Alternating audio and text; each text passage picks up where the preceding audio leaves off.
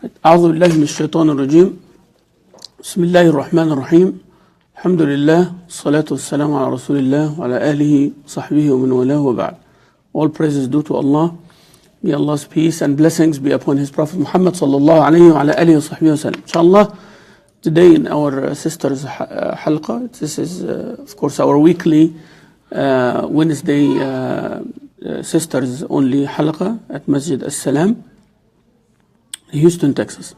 Inshallah, today we are starting as promised, the book of the Ideal Muslimah, the book of the Ideal Muslimah by Dr. Muhammad Ali Al-Hashimi. Dr. Muhammad Ali Al-Hashimi. If somebody tells the kids to, inshallah, keep it down, sound, that would be great, inshallah. So, the book is originally in Arabic. The book is originally in Arabic. The book is originally in Arabic language, and it's translated to many other languages, mashallah. Russian, Romanian, English. We have, I think Urdu. I'm not sure, but I think many other languages. And this book was written in the mid-90s. This book was written in the mid-90s in Riyadh, Saudi Arabia. And the author is a Syrian scholar, mashallah. And he did a great, wonderful job that has been followed since then by many other scholars. There are a few other books written under the same topic, Shakhsiyatul Mar'atil Muslimah, or the characteristics of the ideal Muslim woman. Right? The topic is, in English, is saying ideal Muslimah. Muslimah is the female. Muslim is the male. Muslimah is the female. But English does not have that. So he said, I'm a Muslim. A brother or a sister will say, I'm a Muslim. But in Arabic, the word Muslim comes for male, right? And maybe many of our sisters who don't speak Arabic will wonder about that. So you should refer to yourself that I'm a Muslimah. But in English, the rule is I'm a Muslim, right? So it doesn't matter, male or female. When you're speaking to a non-Muslim person, that difference is not really a big deal. But if you wanted to say it in Arabic, the word, so Muslim is for male, Muslimah for female, Muslimin or Muslimun is the general body of Muslims. So the ideal Muslimah, that's why the topic is translated like that. It did not say the ideal Muslim woman. So the ideal Muslimah. So half English, half Arabic. So, anglicizing the Arabic word. But the Arabic title actually delivers the subject matter of the whole book. In my opinion, which I learned, having the topic is the most important part after composing the book. Because, when you see the topic, you should know what this book is all about, right? The word ideal sometimes give a bit of a challenge. The word ideal sometimes give a bit of a challenge. Well, I don't want to be ideal, some might say, and that's fair, right? I don't want to be an ideal Shaykh. I just want to be a regular Shaykh. Regular Shaykh is good for me, right? I want to be a regular Muslim. Some people, they don't like the challenge, even a person came to Rasulullah sallallahu alayhi wasallam, told him, what are the fard things so I can do? I feel safe in that comfort zone, doing my 5 daily prayers. He told him, you do 5 daily prayers, except if you want to do extra. He said, no extra. He said, what else? He told him, fasting Ramadan, except if you do extra. He said, no extra, right?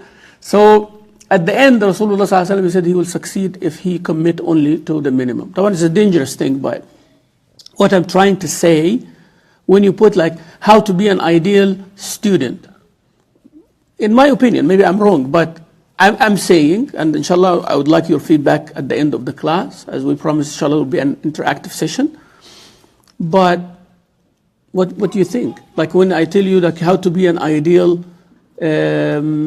daughter, how to be an ideal wife, how to be an ideal mother, how to be an ideal teacher. What does that say to you? I want your feedback on that. What does that say to you? Do you feel challenged? Do you feel like, I'm cool, I don't want to be an ideal person? So the topic for me, it does have an issue. It does have an issue. That's one. Number two, it is not an accurate translation of the Arabic one. What the Arabic topic say? شخصية المرأة المسلمة. The personality of the Muslim woman. You see, personality is more accurate here. What you should have, first we have to meet the minimum. That's number one. Number two, we have to excel. That excelling now will bring people to the ideal, will bring people a little less, a little more, at least we know what is the personality of the Muslim woman. You agree with me here? So shakhsiyya means the personality, the demeanor, the characteristic. What are the defining traits and attributes for a Muslim woman, which the book discusses. So that's one. Two, also the topic says في ضوء الكتاب والسنة. See, that definition is good too, important. Why? It says in the light of Quran and Sunnah. So the personality or the characteristic of the Muslim woman in the light of what?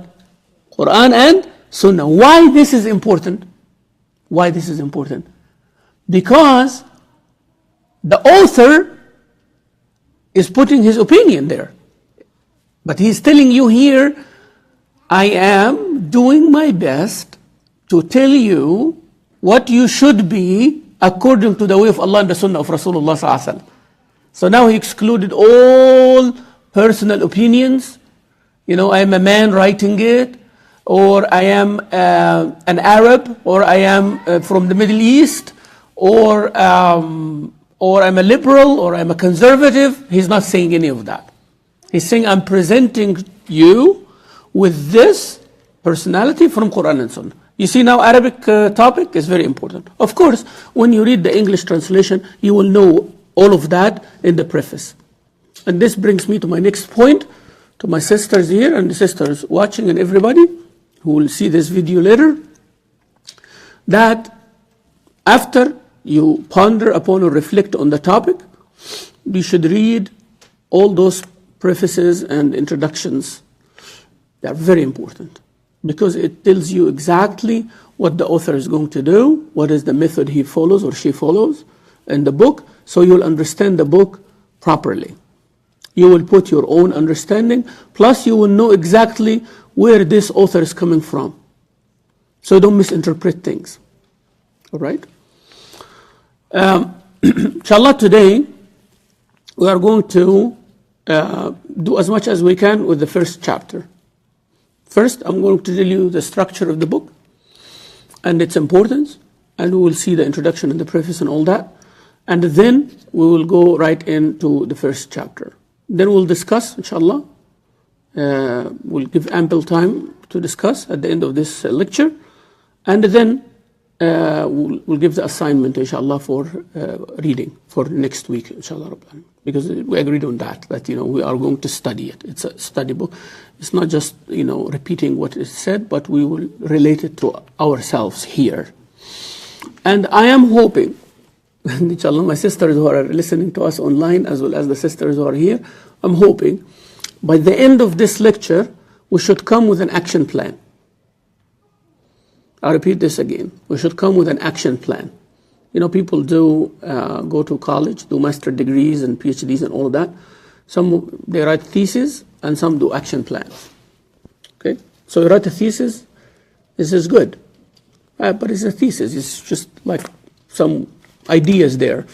But when you write an action plan, means whatever you studied, how to put it into action. You will see different aspects of the Muslim woman's personality. As a mother, as a daughter, as a sister, as a community member, as a Muslimah, her relationship with Allah, all of that. With the neighbors and all of this.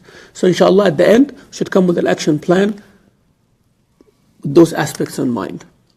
Okay? So inshallah, we can come up with, no rush. We'll take time in doing this. Many weeks to come, inshallah. At least 10, 15 weeks or so to finish this book. By that time, we need to develop something practical, something realistic in this community that comes out from studying this book. Otherwise, another lecture and another series and another program, and you just move on, and this is not what we want, right? So inshallah, we're going to do something in real life. Something reflects what we studied here. Something that we studied here, we seen, we read, we studied, we discussed. Now we're going to do something for the community. So keep that in your mind, inshallah, when you are studying. This book has 10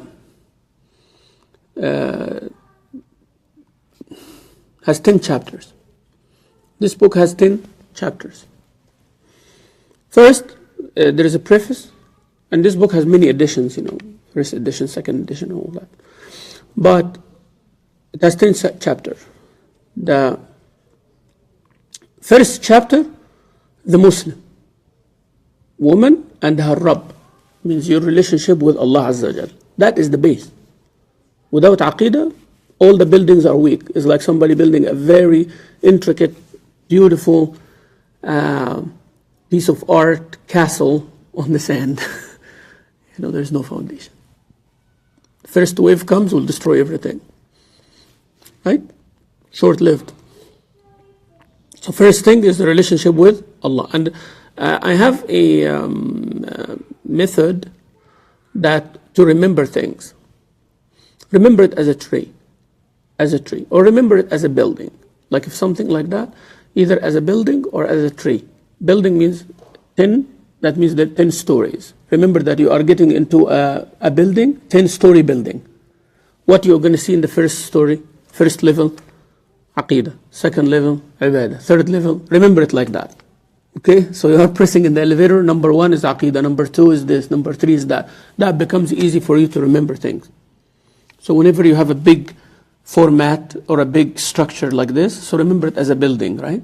And start building it. Islam is built on 5 pillars, right? So think about Islam as a building. Because many people think that this is Islam, right? We are saying it's built upon 5 pillars. So those are the pillars of Islam. It's not the building of Islam. Remember that, my sisters, right? Pillars of Islam. People think this is Islam, right? Shahada, Salah, Zakah, fasting and Hajj. That's Islam. No. Those are the pillars. There is a foundation. The foundation is the 6 pillars of faith. Believing in Allah, His angels, books, messengers, hereafter, and Allah's destiny, right? So this is the foundation. Pillars, Shahada, Salah, Siyam, Zakah and Hajj, right? But what is the building?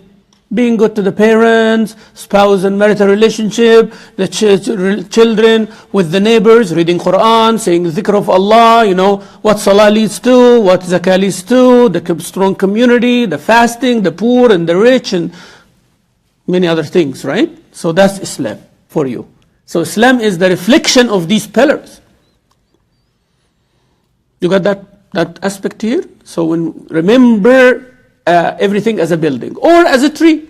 There is the root, there is a stem, there are the branches have leaves, then there is a cluster where the fruit comes, the fruit has a seed, you put the seed, you plant it, another tree comes. So think about it like that. So anything in your life, translate it to those 2 formats. Make sense? Okay? I'm going to raise my child. I just have a newborn child. Remember this child as a tree. Okay? Now I'm going to establish the roots. What are those roots? Roots, right? What I'm going to put in that child that he will carry, inshallah, for a long life to come, of 60 years or 70 years to come. What are the roots that I need for that child? Right? When that child, the stem of that child is until the teenage years. Okay? Until they become, and then what are the branches I want? Or it's a building. First level is the first 5 years. Second level is the next 5 years. Third level is, and then he or she can build on. Okay? And then, start, doing these things. In your head, this will help, wallahi, a lot. Since I started applying this method, it helps you with long-term, short-term projects. Long-term, short-term projects. Okay? So you say, today is like my first floor in the project of studying this book. Okay, this is my first floor. And first floor, I need the painting and I need the furniture and I need, these things. So I start, dividing it. Or it's a tree and, how big is the tree and so on. Right? Right. So the first one is Aqeedah. Second one, the Muslim woman and her own self. Wow. This is important, right? As you will see, the author is going to speak a lot about this issue in the preface. He mentioned that there is lots of good intentions among the people who want the sisters to be good. Sisters themselves, or brothers, or the whole community in general, they have good intentions to empower women. But sometimes we look at it from one angle only. And I keep repeating this all the time in the khutbahs and in the dars and all of that. I said, sisters who are advocating for the battered and abused women, you are doing a great, wonderful job. But please, my community, you need to do two things. One, help them out. Two, don't think this only is Islam. Okay? They have a cause. They should know that they are only handling 1%, maybe 0.5% of the whole need of the community, which is very, very essential and important. Doesn't matter how big it is, how rampant is that abuse issue. Two, you continue and get the help of the whole community. Yourself, don't think that this is Islam for you. Islam have many other things, other than your cause. There's many other things. So the sisters who are doing Sunday school and teaching the students and all that, you are doing a wonderful job, but never think that this is Islam for you or for the kids. This is not only, you need to educate yourself, you need other things. The sisters who prefer to stay home and raise a good family, they don't want to expose themselves to the community, you are doing a wonderful job, but this is not only, and so on and so on and so on. In general, each one of those should see the other different approach sister as someone who completes you. You see now? That is what we are talking about now. When we, as people who are studying this book, should look at each other as different. That's what I mean by action plan. We, at the end of this class, 15, 20, 30 sisters, we should not be doing the same thing.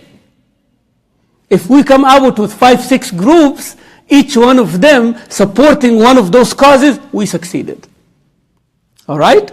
One will help the sisters individually with how to present themselves physically, emotionally, psychologically, and all of that. One will help with the children's education. One was training the sisters how to be good wives and so on. One was bridging the gap between the mothers and the daughters, etc., right? So this becomes a whole action plan project, right? So Muslimah herself. And the author was saying that you find a Muslimah, she is, mashallah, practicing and she is praying and she is doing that. And he mentioned it. But you find that she lacks in the physical aspect of how to make herself presentable and her personal hygiene and all of these kind of things, right?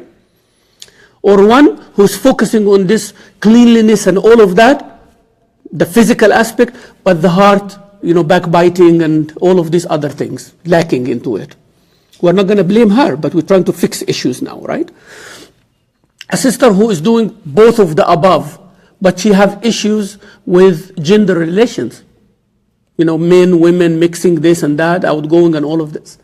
One sister who is, mashallah, reserved and all of this and all, but she's failing in her family relationships. In-laws, mother-in-law versus mother, husband, these things. Someone who's having all of this, but lacking in the educational side. Someone who's focusing so much in the education, but they lacking in the social. Someone focusing so much in the social, but lacking in the religiosity of the things, and so on. So when we talk about the characteristic of the Muslim woman, how to focus on your asset, like one of those characteristics that you are doing, we are not telling you to stop, but how to tame it, how to make it look nice. According to Quran and Sunnah, you are an outgoing social person, what are your limits? What are your limits? You can be an advocate for things, but what are your limits? right? You are reaching to the community. You don't have this barrier of being embarrassed or being afraid or having social anxiety. You don't have that. So that's a good sister that we need. But what are the limits? Everything has limitations. It's not up to what you like. Okay? Your education, how far can you go and how can you use this education? With the religious aspect, how far, what are the minimum, what are the maximum, and so on. So focus on your positive aspect, and then other sisters empower you with the parts that you lack in. So that's where it comes. Third chapter, the Muslim woman and her parents. After Allah Azza wa Jal, after knowing who you are, then you need to define your relationship with your parents. Is it a relationship of need? Means when I need my parents, I'm always behind them, or your parents are a value in your life. Yesterday you needed them, today they need you, and that's how it goes. Okay? So it's not based on who they are. It is based on who you should be. I repeat that again. The relationship between you and your parents is not based on who they are, how good they are. Never. Never. Allah said that in the Quran, Rasulullah SAW said that in the Sunnah. When Allah said, وَبِالْوَالِدَيْنِ إِحْسَانًا, did He say, وَبِالْوَالِدَيْنِ الْمُؤْمِنَيْنِ إِحْسَانًا? Did Allah say, and with you have ihsan with the good parents, with the believer parents, with the pious righteous parents, with the Muslim parents? He never said that. He said, with parents. You have to do ihsan with parents, regardless who they are or what they do or how they treat you. That's not the point. The point is who you should be, not who they are. Remember that. Keep repeating it to yourself, right? It will make sense after a while. Trust me. It will take some time to digest. It's hard to digest. Wallahi, trust me. I know stories that will shock you. But at the end of the day, the order is to you as a child, as a son or a daughter. It's not to them. The order is to you. Who you should be when you deal with your parents. Not what your parents are like. They're good, they're bad, they're major sinners, or they're mushrikeen, or they're kafirin. They treated you bad, they did this. That's their thing that they will be asked about by Allah. But now, what you should do and what you deal with them. You get the idea, right? So that's the ideal Muslimah or the sister with her parents. There's a whole chapter about that. Fourth chapter, the Muslim woman and her husband. I get some comments that I keep focusing on wife-husband relationship every lecture. Because I see in front of me married women. Most of the class, if not all the class, they are married women. Of course, if I have teenage sisters, like mashallah will have right now, then talk will differ a little bit, right? And because you have to adjust the... But then some feedback said, Shaykh, you are watched online and people will listen to this and view this later on. So please make the message broader, which I agree. That's why I tell you, give me your feedback. There is no enforcement of anything here. The class is about you, those who benefit from this, inshallah. And please forward this to as many of your sisters as you can. We need, as I said, wallahi, I want to go beyond me just lecturing. I'm tired of this. For 20 years, people invite just me to talk, and I don't like that. It's enough, I can talk forever, but I want to go talk somewhere else, and I say, I had a 10-week program at Champion, and the result of it is 1, 2, 3, 4. I want to tell other communities that. Can we do this, inshallah? Inshallah? That's what I want to do. I want in the next year that whenever I go somewhere, I have something to present. I taught a 10-week course, and the result of it, this 1, 2, 3 program, or 1 program, or the sisters are doing such and such. You can call this sister, and she will tell you what happened. Now I have something strong with me. Do you agree or not? And you also can go and say, you know what? This 10 weeks program studying the Ideal Muslimah book, it was a turning point in my life. I want you to be able to say that. I want to be able to say that too. Okay, so I am doing my part here, and inshallah, a lot on you. There's no pressure, but I'm just telling you, This is what is expected. So inshallah, keep that in your niyyah, inshallah. The Muslim woman and her children. Your relationship with Allah, see, I'm trying to help you as a tree or as a building. Your relationship with Allah Azza wa Jal, defining who you are, knowing who you are, dealing with your parents, dealing with your husband, right? With your husband. And then the Muslim woman and her children. The result or the fruit of this marriage, children. But you see the preparation? A well-prepared Muslim woman in Aqidah, a Muslim woman who knows who she is and what is expected from her. She's good to her parents. Of course, when she gets married, she will be very good to her husband. Of course, because her parents, tarbiyah, they give her tarbiyah. You know, she knows how to be a good daughter. Then for sure she will learn, or she already knows how to be a good wife, and she will experience that. Then when the children comes, automatically she will know how to be a good mother. Good servant of Allah, knowing who I am, as you know, for you, Yana, as a sister. Good to my parents, that's the daughter part. Good to my husband, that's the wife part. Good to my children, that's the mother part. The Muslim woman and her son and the daughter-in-law. You see, now you're grown and you have children. How would you like them to treat you as an in-law?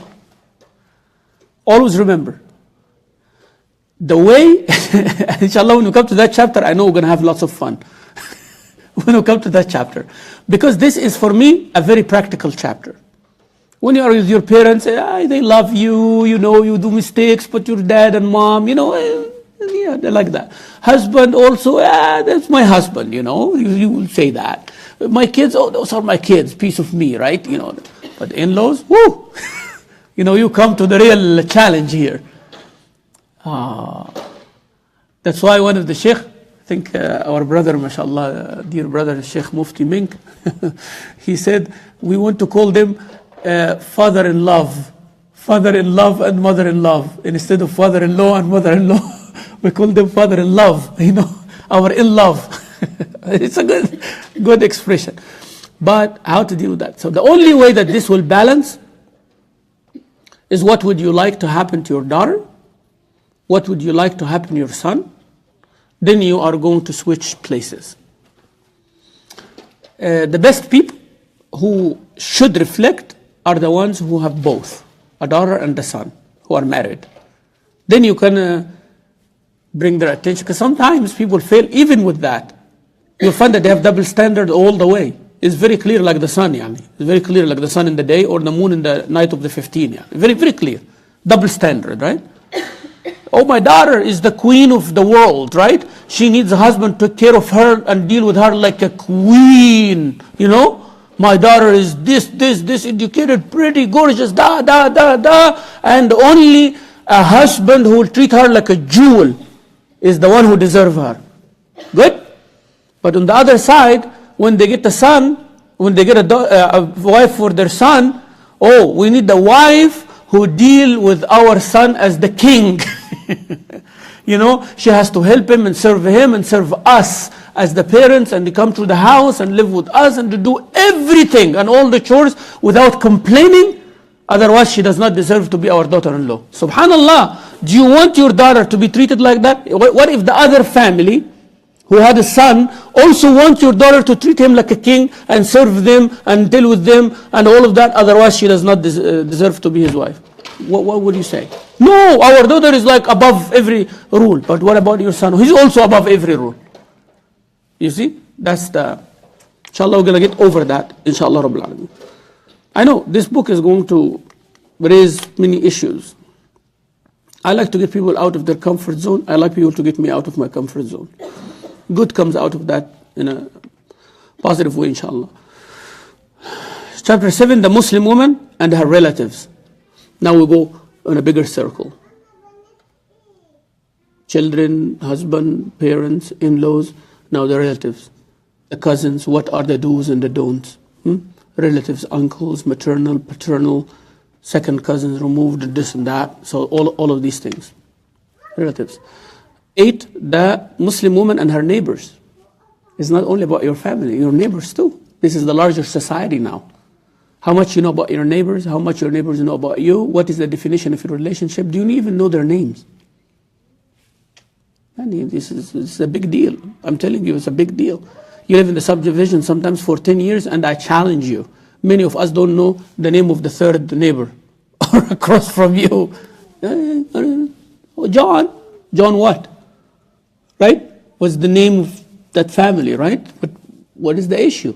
Are they good or bad or this or that? So how you deal with things. If something big happens, if a hurricane or a storm or something like happens, if you get sick or they get sick, or how would you know what to do? See? Neighbors. The Muslim woman and her friends and sisters in Islam. Friends. Can you have a guy friend? What are the limits? What is the meaning of friend? Can I have friends on social media? This and that. So what is the definition of that? How far can you go? How far do you want to go? And how far should you go? It's two different things, right? How far do I want to go? And I feel comfortable? That's one thing. How far Allah allows you to go. Sometimes Allah does not allow you to go so far, even though you feel comfortable going far. And you are a trustworthy person, we'll assume that. But Allah tells you, you cannot go beyond that. You should say, I hear and obey. Yes? And sometimes you want to stop at a certain point, but Allah wants you to go far, even though it is this uncomfortable. But you have to say also, I hear and I obey. So there are certain rules here. So this stretching it or shrinking it is not based on what I want or what you want. What you feel comfortable with is not the idea. My sisters, that's not the idea. The idea is, you signed a contract with Rabb al-Alameen. You say, La ilaha illallah. She said, Shahada, I bear witness that there is no one worthy of worship but Allah. Well, that Allah telling you what to do. What you're going to do now. Wa ashhadu anna Muhammadan Rasulullah. There is a role model for how to live that relationship with God. And you're going to abide by it or not. And it's a package. It is a package. Sometimes people look to Islam from the perspective of how hard are the things that Islam did. But they forget the easy aspects, the easy parts of it. There are lots of easy things, cool things, beautiful things in your religion. Why you only look to the hard parts and you want to get out of it? You know, you get out of the hard part here, but you embrace the easy part here. You are not a good Muslim, I'm sorry. I'm sorry, whatever easy, Islam is a very cool religion. But when you come to the heart, where is your jihad? Where is your struggling? This is where you prove yourself. But also you focus on the hard parts only and abandon the easy. You are not a good Muslim either. You know, that's why I said in the beginning, some people, they only take the hard aspect of it. Sister, you have to cover your face. You have to do this and you have to do that. Then when it comes to dealing in financial things and all that, they transgress many limits. When they how to give da'wah to others, they give a bad image to Islam. But what did you do? You build something here and you break lots of things here. And the others who go all the way out socially, but they forget about themselves and their relationship with Allah. No, please, be balanced. Be balanced. Your foundation is strong and take baby steps, no problem. But don't compromise, right? Last chapter, the Muslim woman, and her community or society at large. You see how the book is organized here? What is the last chapter? How you are with the community. We always jump into this one. You want to be an activist in the community, but how have you, what are your tools? I respect so much someone when say, I love to give da'wah, but I need to learn. I respect hats off. I respect that sister or that brother. Because they already reached to the conclusion, right? Now you need an action plan, my sister. Whoever say that, now you need an action plan and you need it at once. Because you already described what you want and how you want it. I love to give da'wah, that's society, but I need to be educated. Those are the 9 chapters before. What's your relationship with Allah? Who you are. If I ask you who you are, can you describe to me who you are? If you come out from today's lecture and ask you who you are, what are you going to say? It's hard. It's not easy, is it? Is it easy? If I tell you, if I give the mic to each one of you for 2 minutes, and I ask you, say, Man anti ya ukhti? Who you are? Who are you? You see, it's very hard, right? If I ask you, describe to me in 2 sentences your relationship with God. Describe it to me. That's where topic becomes very hard, right? Title? You can speak and speak and speak and speak, but I want you to summarize all of that. So you have to have a good relationship to summarize it. When you love someone so much, you can easily describe. When you have a good relationship with a sister that you feel comfortable with, is your confidant and all of that, you can actually say 1 sentence describing that relationship. You know why this 1 sentence is easy? Because you have lots of things clear to you. Then you can summarize it. But if you're going all over the place, you cannot summarize it. You're going to talk and talk and talk and talk, but at the end I say, what does that mean though? I don't know. Okay? So you define a relationship with Allah, their parents and all of that, and then at the end comes the society. So I love to give the da'wah, I love to be an activist, I love to be an advocate, I love to be this and that, but are you good with Allah? Do you know who you are? Are you good with your parents? Are you good with your spouse? Are you good with your children? Are you good with your own in-laws? Are you good with your friends? Are you good with your neighbors? Then you'll be an effective member of the society. When these things, they are defined in your life. They are defined in your life. I tell the brothers the same thing. There is a book called The Ideal Muslim Brother, right? Someone was making like a comparison on Facebook, I think, and he said, why the book of The Ideal Muslim have more pages than the book of The Ideal Muslim? You see, they miss the point. They miss the point. And that's what actually the book, this is the irony, That's what the book's talking about. You focus on comparison between men and women, right? Instead of saying more pages, what more pages mean anyways? What more pages and less pages mean anyways? What does that mean? Nothing. Nothing. If I tell you how to be a good person and I give you more pages or I give you less pages, it doesn't mean anything. Less pages can be better than more pages, and more pages can be better than less pages. Who knows? You have 2 nice sports cars, and one of them, the manual is bigger than the other one. Would you actually care about that? Or you care about that, I have a beautiful car and I have a manual with it. So a bigger manual can be more details, that means you are safer, right? And a smaller manual can be to the point, that means this car doesn't need too much maintenance. But this is relative. Instead of focusing on that, it's very ironical. Why? And the book is written by a man. So what? Rasulullah was a man. Rasulullah SAW was a man. And he was teaching men and women. And he have more classes for men than women. Because the man was supposed to go teach his wife. Look at it that way, But making this kind of comparison shows how much void we have sometimes, missing the point. You are missing the point.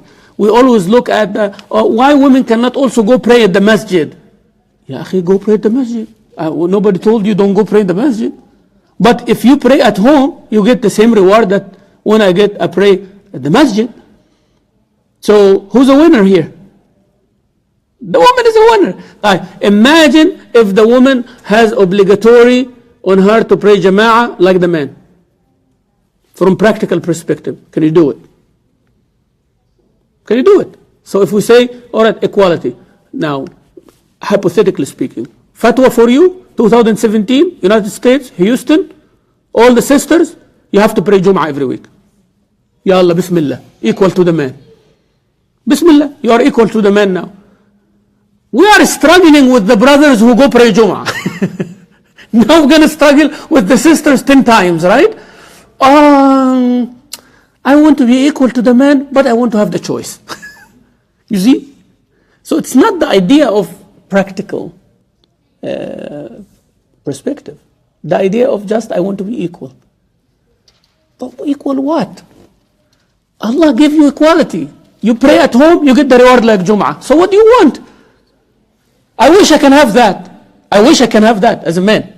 Fine, I love to pray Jum'ah and all that, but I wish I have that option. I will come to pray every week Jum'ah, yes. But I wish I have that option. But I don't have that option. If I'm able, I have to pray Jum'ah. If you are able, you don't have to pray Jum'ah. You get the reward whether you pray home or you pray at the masjid, but you have both options. So you are actually having better options than me as a man. You want, it's like someone who's above here and he said, you know what, I want to be lower. But everybody, you are thinking that you are down here and you want to be equal. While actually you are above there and you want to go lower.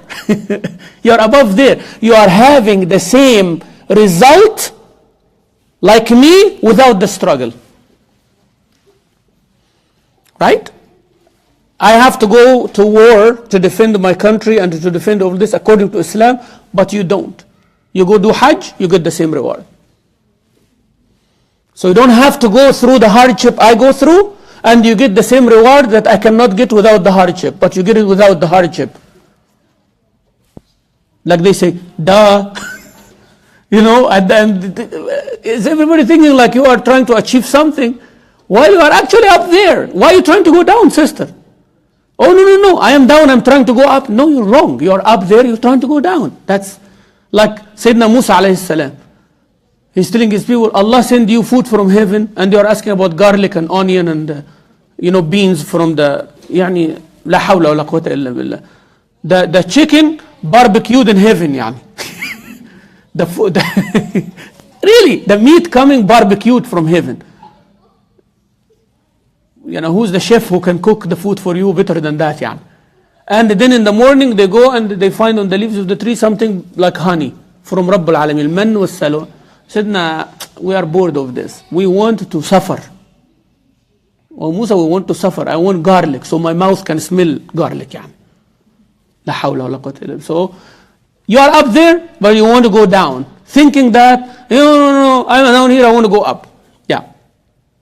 So this is very important, my sisters. So the Shaykh, he said a passage here, I want to read it for you, in the preface, publisher's note, I'm sorry. Under the book, I think it is Islamic International Publishing House. So I think the book is there, and the book is available, like everywhere. You can PDF and all that. It's available, alhamdulillah. In Arabic, though, I could not find a PDF. In Arabic, it's not there. The ideal Muslim is there, but the ideal Muslimah is not there. So it's very hard. Even I could not find it for purchase. I tried a lot, to find it for purchase, to order the book, but I didn't. So somebody coming from overseas, inshallah, I'll get my copy. Because I feel more comfortable preparing from an Arabic copy. Why? Because the book is originally written in Arabic, and many things are lost in translation, as you know. It doesn't matter how good is the translator, it does not matter. It doesn't matter. Same thing for English. If somebody wrote a book in English, right, and then it's translated to Arabic, many things are lost there. So it's not about Arabic, or versus any other languages. Is like that. The language of origin and the target language, in between those, there will be many things lost and many things added too. You put the perspective of the one who understood. Like when I translate for the Shaykh, I understood what he said, maybe in a way different from what he intended. Okay? So I like to prepare from the Arabic, like the topic, for example. I told you exactly what it means in Arabic. So he's saying, that topic here, at a time when Muslim women are being increasingly increasingly attracted by feminist theories and women's studies, this book serves as a timely reminder that the unique and authentic source of Islam have always spoken of the rights of women and recognized women as full partners in the human venture of history. It's very important to underline that part. As recognized women as full partners. Remember that word, right? Because the word equal doesn't mean anything. There's a difference between equality and equity, right? Equity is that two partners, each one does their job. Some ones that one of the partners will do 10% while the others do 90%. At other times, they will reverse the rule. Sometimes in different aspects, 50-50, sometimes 40-60. But they are, at the end of the day, partners. Remember that word, right?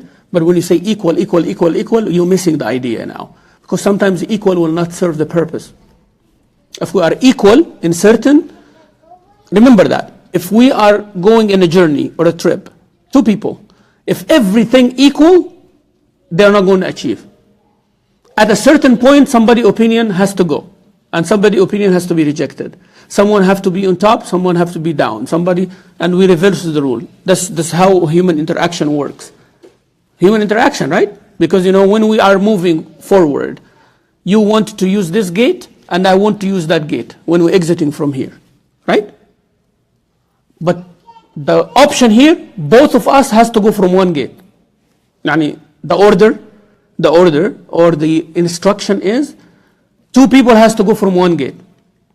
But you have two gates. How are you going to deal with this? What are the possible scenarios? Possible scenarios that we both agree to go from the right? Right? Or we both agree to go from the left? Or we agree to go each one from the right or the left? Or we say, you go first, I go after you, and I don't want to go now. Different scenarios. Or we stand there and keep fighting which gate we go from. And we miss the whole idea of getting out. Exiting, So this is what happens. So instead of that, someone have to take the lead. Okay? So before you go, I said, today, both of you got to go out, use the right or the left gate. If you agree, alhamdulillah. If you don't agree, you're in charge to get out of the gate. Because I want you to get out of the gate. That's the whole idea. The whole idea is not to debate. So I have to put some rules for you. And that person who put the rules has to have that authority. So instead of a person, it is Rabbul Alameen subhanahu wa ta'ala. He said, the man takes a lead in that, and the woman takes a lead in that. And if they both agree, alhamdulillah. If they don't agree, man is taking in charge. So it is not who's better than who here. It is the whole idea, why, and what we get at the end. So he's saying that always Islam recognized the woman and the man as full partners in the human venture of history. The translation of this book into English will render this valuable information more readily accessible to all Muslims whose mother tongue is not Arabic. You see? Because that book was intended for the Arabic-speaking people. So the translation now is trying to tap into something. But as I said, why I'm reading this? Because in the book, maybe the author was not aware of the Muslims who are living in the West. Maybe, right? But actually, most of the book is applicable to anybody at any place. But you have to keep that in your mind, inshallah.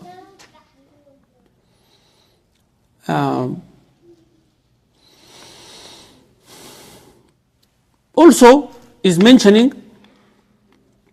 this is his second book translated into English. The first one was The Ideal Muslim. So first he started The Ideal Muslim, and second he started The Ideal Muslim. And in my opinion, I reviewed both books. In my opinion, when you studied one, you should review the other one. You will find lots of repeated information. 60-70% repeated. Exactly repeated. And that tells you that, this is the whole idea, both addressed by Allah Azza wa Jalla. So if we saying your relationship with God, what would be the difference? Your relationship with your parents, what would be the difference? Yeah, rights of husband and wife, there will be a difference. Duties toward your children, some difference. With your neighbors, no, women cannot interact with men in a certain level. Also, men cannot interact with, but different perspectives. So look at the other book. After we finish the studying, my advice is to review the other book as well. As sisters, review the other book, How the Ideal Muslim. So you get an idea. That's what's required from me for you, as a female. Also, that's what is required from the male as well. So you know how to reciprocate sometimes.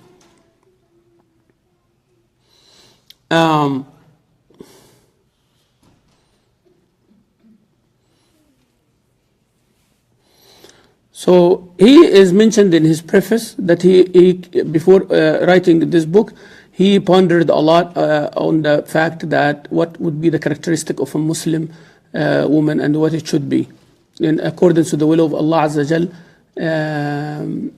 and the rights that Allah Azza Jal give her and the duties that Allah Azza Jal put for her, duties and rights.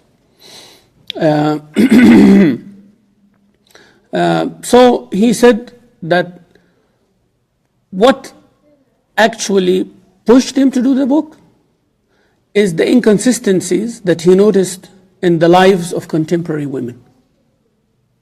See, I told you in the beginning, there is inconsistency. And we are not accusing the women. As I said, let's assume that everybody has a good intention. We are talking to the sisters who have good intentions, who are trying their best to be a good Muslim. Let's assume that we are dealing with those.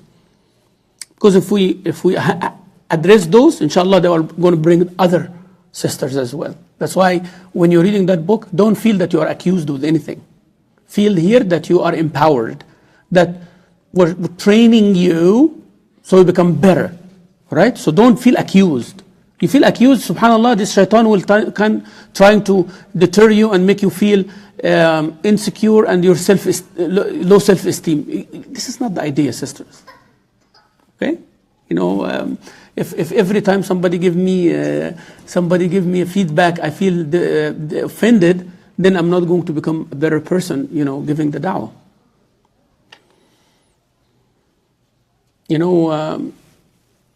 20 years I've been giving khutbahs and lectures here. And I remember, many years ago, I was giving khutbah of Jum'ah. And after the khutbah, a brother came to me and said, Shaykh, I want to talk to you for a minute. I said, sure. Then I go and he said, why you scream in the khutbah? Why do you scream? I said, He said, you had a microphone and we can hear you great. Even the masjid was small, right?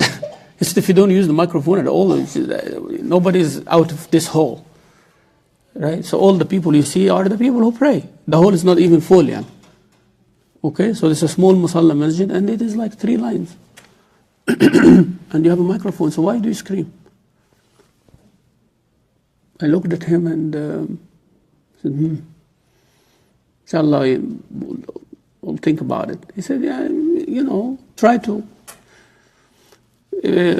realistically speaking, honestly speaking, I felt offended a little bit. What is this? Why is like this? So, all this brother who busy about is like thinking about me screaming. What did you get out of the khutbah? I should have told him, right? But then it kept going on my mind until the following Friday. Okay? Then I said, let me experiment myself. What he says, right? Then I lowered my voice, like I'm speaking to you now. Okay? So I completely opposite spoke on it. And after the Jum'ah, many brothers and sisters said, Wallahi, Shaykh, that was your best khutbah. Actually, the topic was not that of big deal, like regular, how to be a good person, hadith. And then I say, okay, the brother was right. You see? So don't feel your person giving you feedback is accusing you. Even if their intention is accusing you, don't worry about that. What are they saying? Is good or bad? That's what you should care about. So, the author gives example in the preface, as I told you. He said, for example, you might see a Muslim woman who is pious and righteous, observing all the rites of the religion, but she neglects oral and bodily hygiene and does not care about the offensive smell emanating from her mouth and body. Or she may pay attention to her health and hygiene, that's the opposite, but is failing to observe all the rites and acts of worship prescribed by the religion. So you don't be offended, right? Because this is exactly a replica on the brother's side as well. Okay? So people come and say, Ya Shaykh, why you are talking about this, talking about that? But the brother, he comes swearing to the masjid. Okay? or plays a game in the community hall, which is great. This is fine. And again, I know whoever listening to that will come at me. And I know that. That's part of the package, right?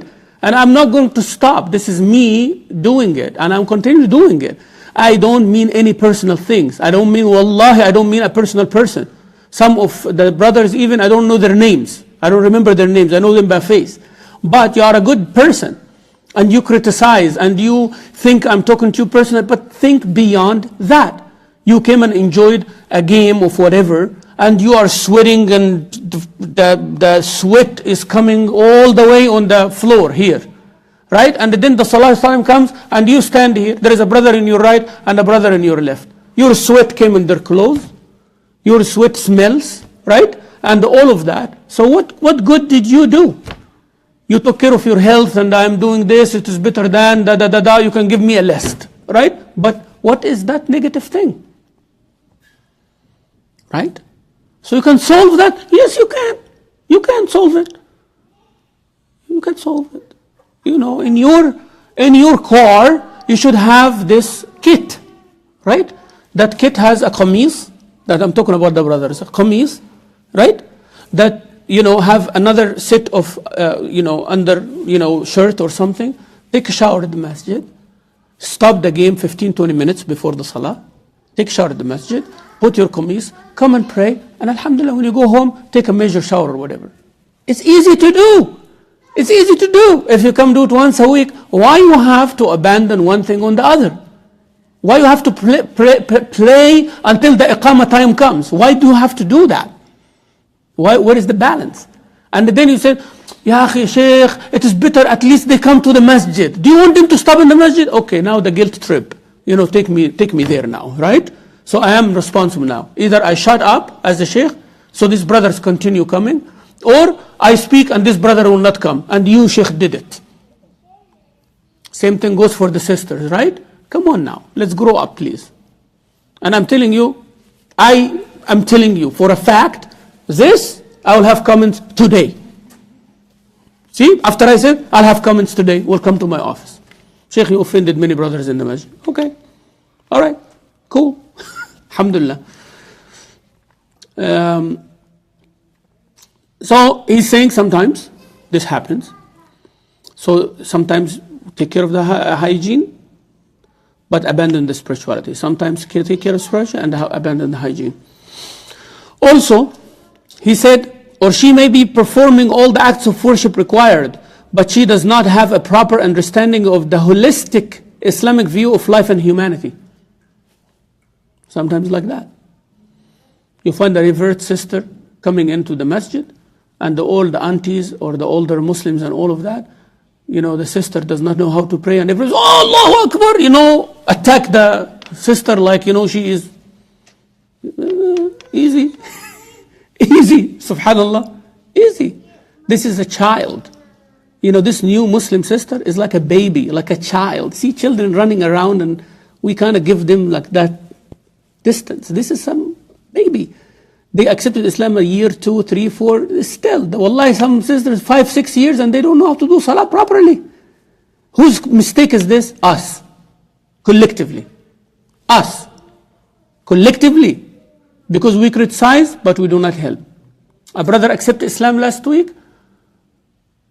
If this brother does not know how to do wudu and salah within a month, who's responsible? Him or us? Us too. He's responsible about striving to become a good Muslim. But where are the resources? I'm sorry, but where are the resources? How many of us, came to the brother after the Shahada, Takbir, Allahu Akbar, Takbir, Allahu Akbar, right? Assalamu alaikum, brother, mashallah, congratulations, Assalamu alaikum, khalas, alhamdulillah, done.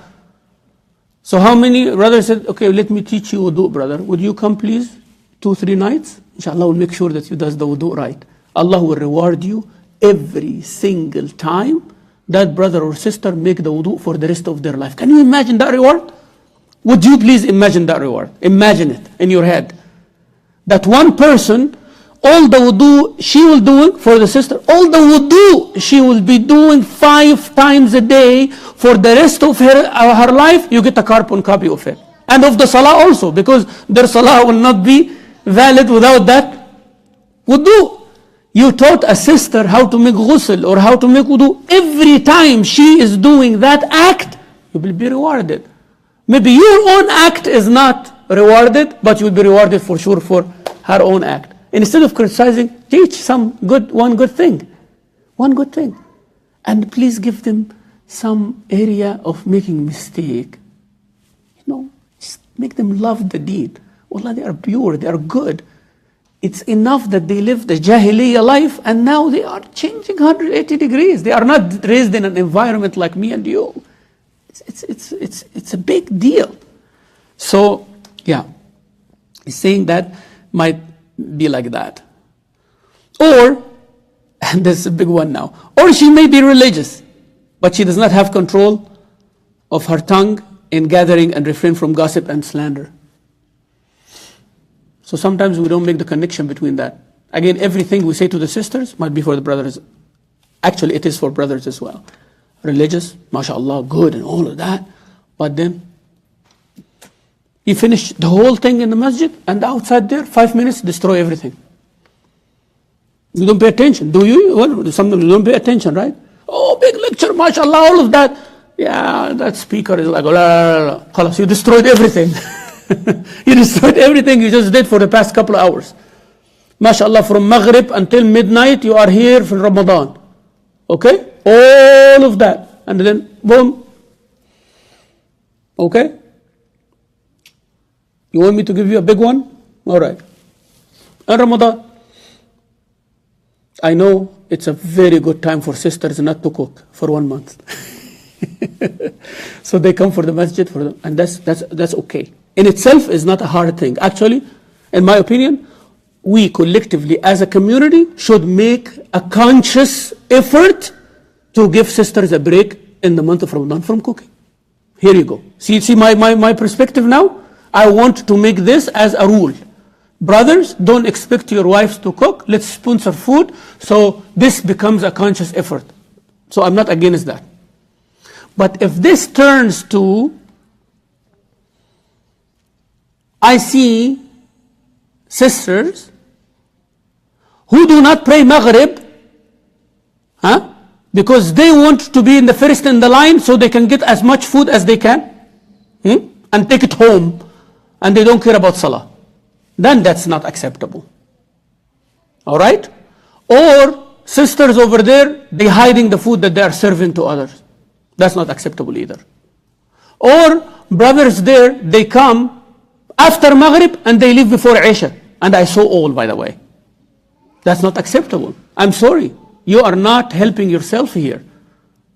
You are not helping yourself here. So you are, as I said in the beginning, I want to make a conscious effort that this food issue should not be a concern for the man or the woman, husband or wife, brother or sister during the month of Ramadan. So let's do that. Let's make this as a rule, okay? That's cool with me. Cool, it should be cool with everybody.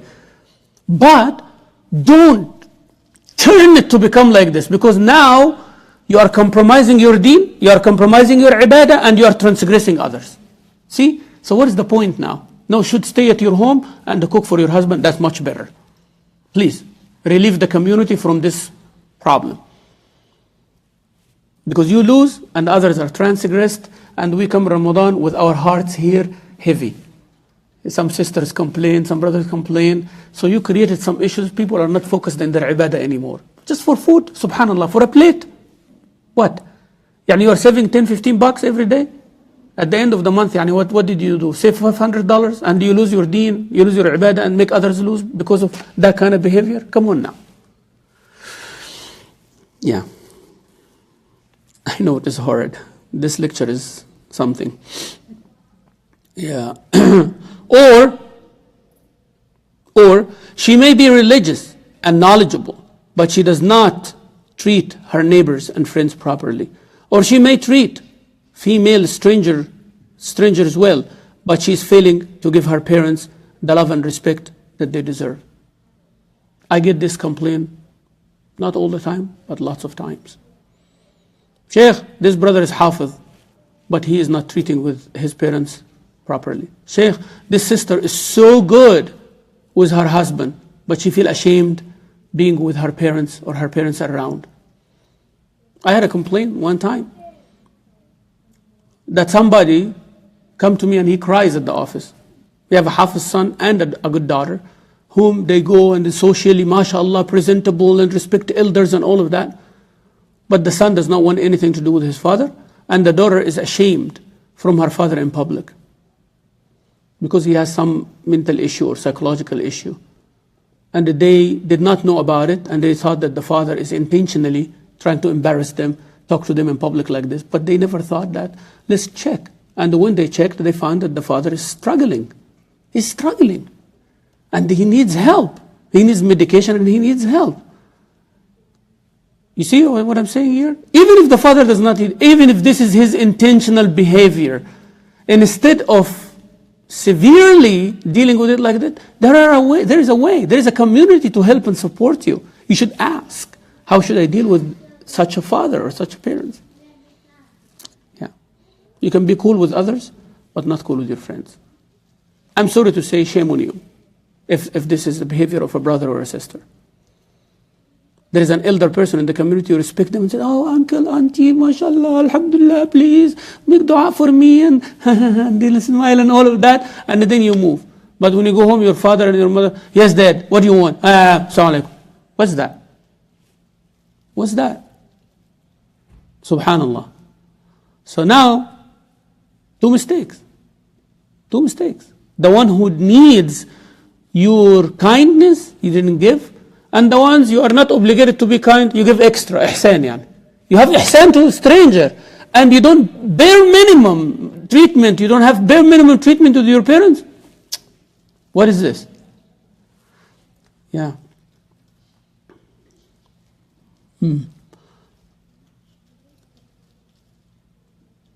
Or she may be treating her parents properly, but neglecting her husband's rights and failing to be a good wife to him, making herself look beautiful at women's gatherings, but neglecting her appearance in front of her husband. All right. So husband comes home, and mashallah, the sister is very busy, and you smell the biryani from like a mile away. Nice. You know, if a husband have a taste for food, he will be very happy. Okay. But I'm not talking here about short term, because this is short term. Once the meal is done, right? But over time, over years, what is the subconscious,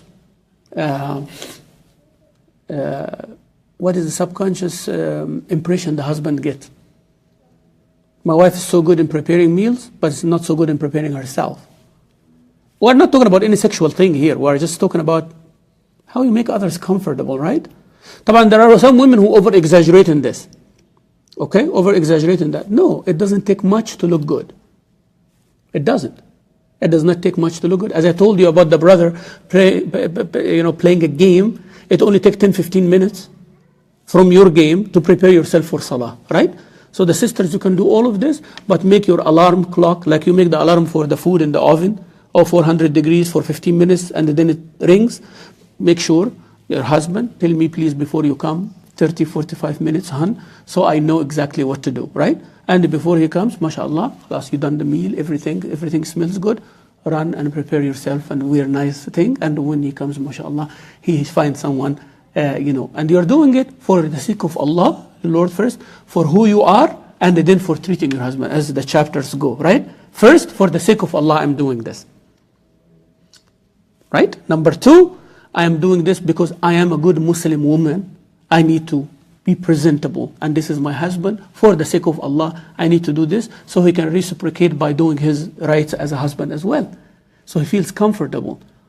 Do I want another woman to give him that comfort? He's speaking to her and she looks nice at the office and here and over there. All the women look presentable and smiling at him and all of this. And when he comes home, he comes for trouble. Subhanallah. Subhanallah. Right? Especially if a husband deals with women as a job. That even makes it harder.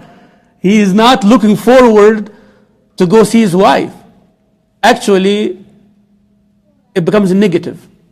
I feel more comfortable in the job. All these women are smiling at me, it gives me empowerment. But when I go home, this is a serious matter. Now I have to deal with it. So, and it goes both for husband and wife. Yeah. Um, or she may be taking good care of her husband, but not taking care of his parents, or encourage him to be righteous or to fear Allah SWT and to do good works.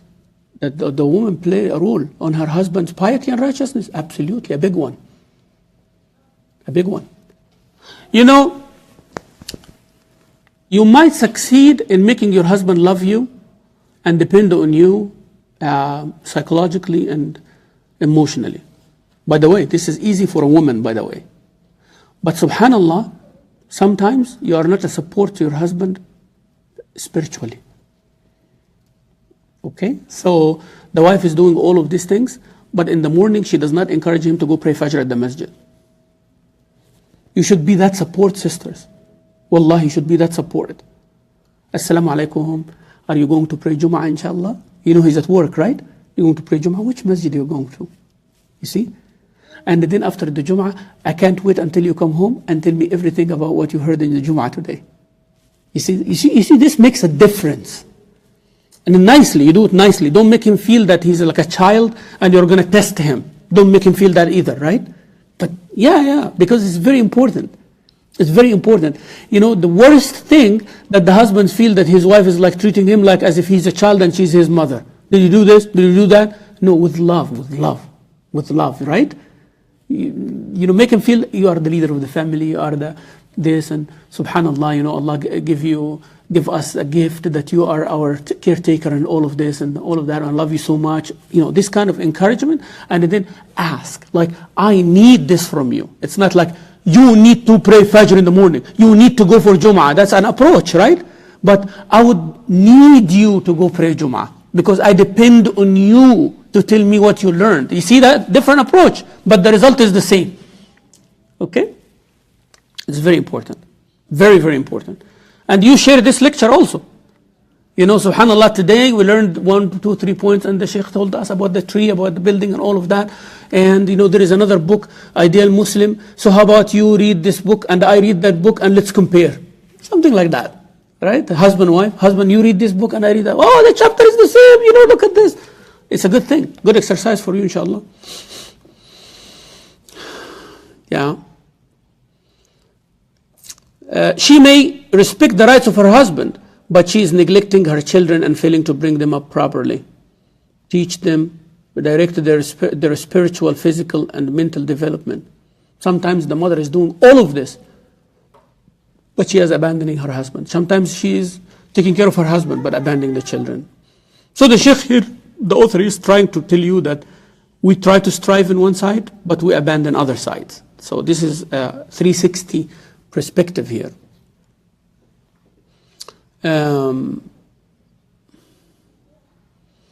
She may be paying attention to all of that, but she's failing to uphold ties of kinship. Her family compromised. Or she may uphold the ties of kinship, but fail to uphold social ties, or vice versa. Sometimes a sister is taking care of her friends and all of that, but she's not taking as much care or half of it with her family. She would listen from her friends the advice with utmost attention and respect their opinion and everything. But if her brother or sister advise her with something, she will not accept it. Right? She would accept people to talk to her about how to raise the children. But if her brother or sister talks to her, you cannot touch my children. Don't like that. So it's yeah.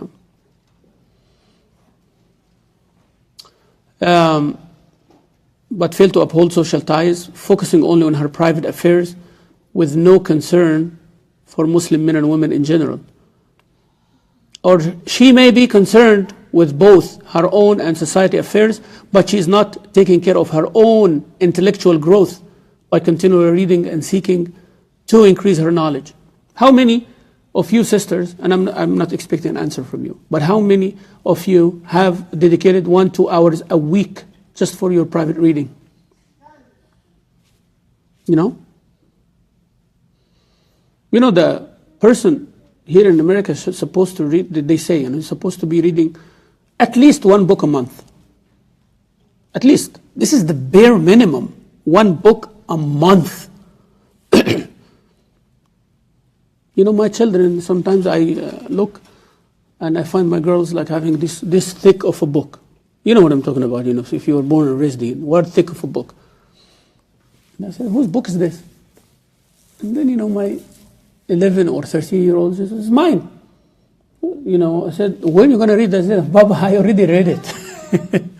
I already read it. I said, what? He said, yeah, I got it 2 days ago. I read it. I read you read? What does it talk about? And they will sit and tell you exactly what the book is talking about. All right, how many pages of Quran you read? You see now?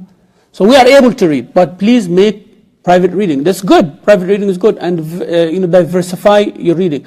But make sure that you read a book a month. And there are programs now to give you the brief synopsis of the book, and if you're interested, you can read the whole book. If you're not, at least you know what this book is speaking about. Like Goodreads, for example. There is a website called Goodreads. Goodreads.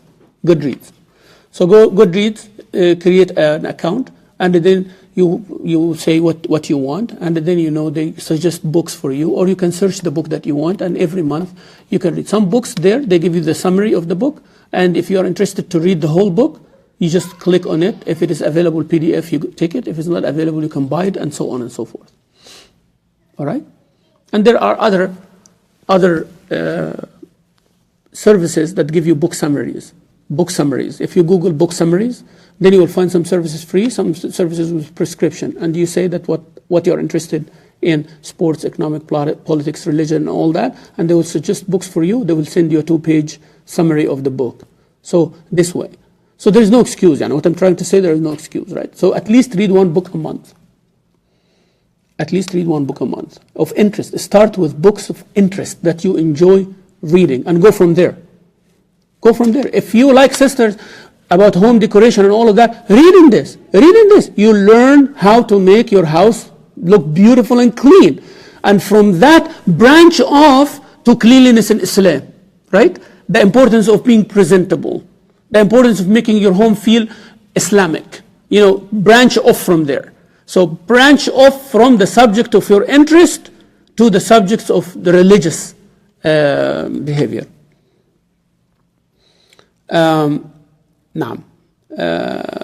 Maybe a sister is absorbed in reading and studying, but she ignores her house or children and her husband. So always balance,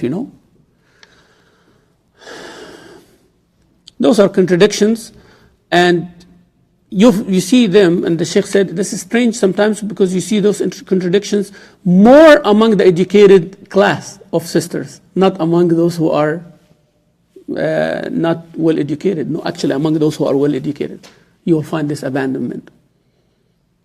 And me as a Shaykh, for example, I hear that. I'm not trying to expose anyone, but I hear that from sisters who are active in the community, but they abandon their own families. Sisters, yes, you're working hard, but don't let that consume you and you ignore your husband and your children. They will hate it. They will hate actually Islamic cause. They will.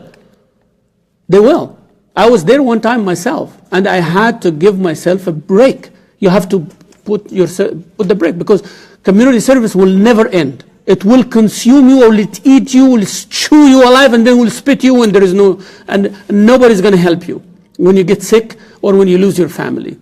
Wallahi, there are many people who are active, they ended with divorce because of the Islamic work.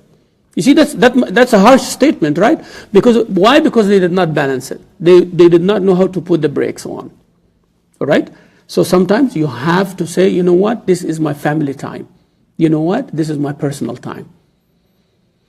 And also on the other side, don't say, you know what, this sister or this brother, they are active in the community, I don't need, somebody's taking care of it. And you abandon all of that activity. So one will be burned and lose their family, and you will be lazy and lose your family eventually as well. So both supposed to help each other. How can I support that person so they can have less burden and take care of their family? And I have more activity and my family is taken care of. And this happen, you do this all the time, when two sisters, they alternate babysitting, right? While one have a time with her husband and the others will alternate maybe next week. I think that's a beautiful idea. Sisters coming here, one carpool, this and that. We help each other. We help each other. Husbands, for example, let's have a sister's halqa, but the husband, we make sure that our husbands having tea also, or a good time, a man get away at the same time, right? This weekend the sisters have a workshop, so the brothers can go hike or outing or do something like that. That would be beautiful, wouldn't you think? So we kind of balance things together. I'll stop here, inshallah.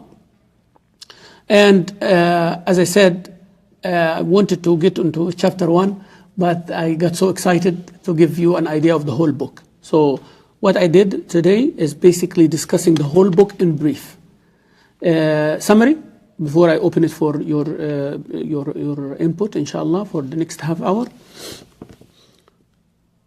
Ideal Muslim, the word ideal should not be challenging, right? We are talking here about the good characteristic. And the word ideal is the area where we excel. But first, we'll meet the minimum. Then, after that, we have a huge area to be ideal. We try all to be ideal. Whether you reach it or not, that's up to you. And up to the tawfiq of Allah, of course, Allah's support. So that's number 1. Number 2, the standard here is Quran and Sunnah. It is not the author's perspective, my perspective, or anybody's perspective. We're trying to introduce Quran and Sunnah. Number 3, we are seeking balance. We are seeking balance. So each and every one of us has a strong point, but have lots of weak points. And without completing each other, we are not going to do this. Number 4, this study should come out with something practical. So keep that in your mind. Number 5, don't be offended. Don't take it that somebody's accusing you. No, take it as you are hearing something that you need to be empowered with and empower yourself. You should have internal and external motivation. So those are main 5 points, right? And imagine that you are having it as a tree or that. So this is the outcome of today's lecture. And next week, inshallah, Wednesday, we are going to have the second lecture, inshallah, about the Muslim woman and her Rabb, Allah SWT. Yeah, it's the chapter from page 7 until I think, and this is your assignment, inshallah, until I believe page, I'll tell you exact page here. Yeah, until page 56. So from page 7 until page 56. So in every lecture, we'll try to cover one chapter, right? The book is like 10 chapters. So we have one lecture, we had one lecture already today. So we'll have 10 more lectures. That's the assume. Sometimes a chapter might take 2 lectures. So I am giving 12 to 15 weeks, right? 12 to 15 weeks. I'll try to finish within 12 weeks, inshallah, max. Try to stick with that. So inshallah, this only will happen if you come prepared. I don't want you to read every single word. I am a slow reader. I am slow reader. So I can't skip what I'm reading. But that's me, right? But if you are a fast reader, alhamdulillah rabbil alameen. But try to have your notepad with you and write the points. Right? The points. Inshallah rabbil alameen, to be a good reader as well. At the end of the book, if each chapter you have points that from your preparation, that's number 1, and from the notes that you take in the class, that's number 2. You go home, number 3, and try to summarize that chapter in 7 or 8 points. Okay? So when you are reading the book, or when you're going to teach that book, or when we come to the action plan at the end, we have points summarizing it, like an action plan, right? So today was a general introduction. Okay? So today, inshallah, from the points I give at the end in the lecture, I want you to listen to the recording, and you'll find the 5 points at the end. So put them before that chapter, before the preface, the introduction, before the book. Okay? Say this book speaks about as a tree or as a building, number 1, 2, 3, 4, and all of that. Then chapter 1, after we finish it, you come up also with 5 to 7 points. So at the end of the book, you have 5 points, that's 50 points, right? 50 points, you kind of shrink them to 20 points or 15 points, and this becomes the summary of that book. Okay, so if somebody said to you, ideal Muslimah, you say, yeah, I studied this over 12 weeks, and this book is 1, 2, 3, 4, 10 points, right? And then you can study or teach have a sister's halqa or a study group or something, or have the summary of the book in your head in 10 easy points to remember, and it reminds you with all the details, inshallah. So when you are reading, become a conscious reader, right? This is very important. So when you are reading, you have always the notes beside you, inshallah. Jazakumullah khair. And this brings us to the end of today's lectures. Alhamdulillahi Rabbil Alameen. Wa sallallahu wa sallim wa barik ala Sayyidina Muhammad wa ala alihi wa sahbihi wa sallam. Praise to Allah. May salah and salam be on our Prophet sallallahu alayhi wa sallam. So sisters, inshallah, if you can raise your, we will discuss inshallah. And if there is any on the sisters' side here, I would love to answer.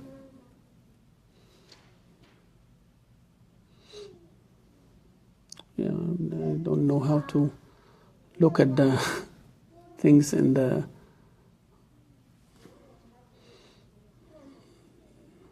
Anyone in the class here wants to... Okay.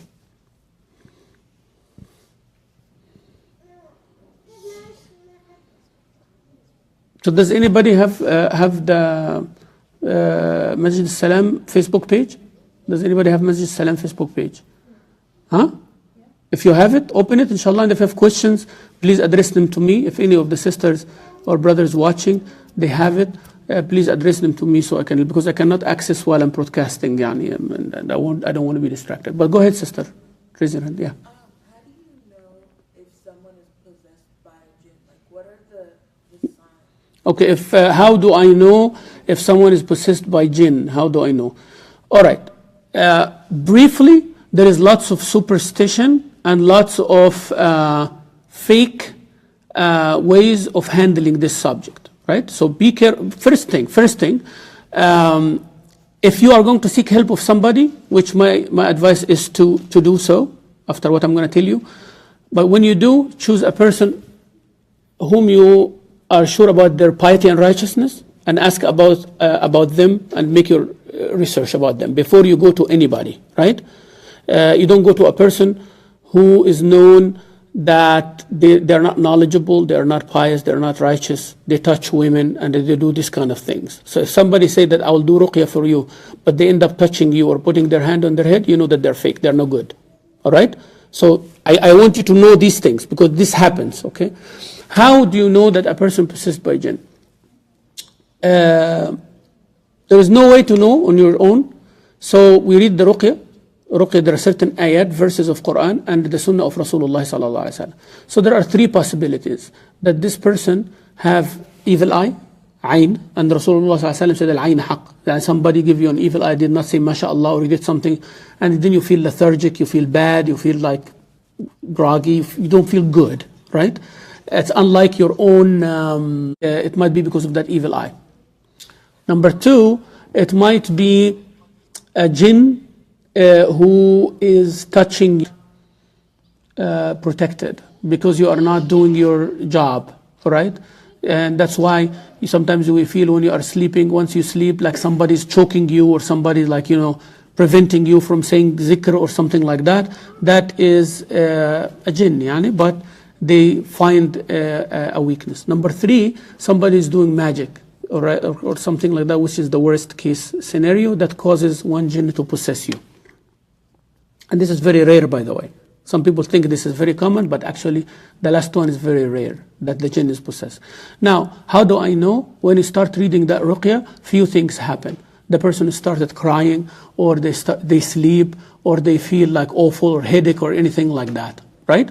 So this might be an evil eye, so we continue reading. Sometimes a person goes into a state where they are unconscious, but they started speaking and saying things that normally they wouldn't. But it's not their voice, it's not them. Sometimes they even speak a whole different language that they don't even know. Okay? So that becomes, and we recite the Quran over and over and over, and the communication and the talking and the conversation with that jinn until, inshallah, with the name of Allah Azza wa Jalla, they come out based on that person knowing what they do and not seeking any, thing except to help that brother or sister. So you always seek the help of somebody who knows. They recite Quran on you, and then it will be clear for that person, is it a jinn or envy or evil eye or things like that. But there is no way that you will know yourself. But there are signs that people started seeing dreams that they are falling from higher places. People see weird looking people and different animals that they don't exist and things like that. People started seeing that they have some intimate relationship, or they wake up from sleep that they are very exhausted without any reason. They are well rested and all that, but they feel very exhausted, or they were abused in their, so that somebody's abusing them or something. Those are signs that there is some jinn involved in that. So may Allah Azza wa Jalla give healing for those who have that, but seek professional help. Yeah. So go ahead, sister. So what is ruqya and how do you do Ruqya is reciting the verses, certain verses from Quran and certain dua that Rasulullah SAW did.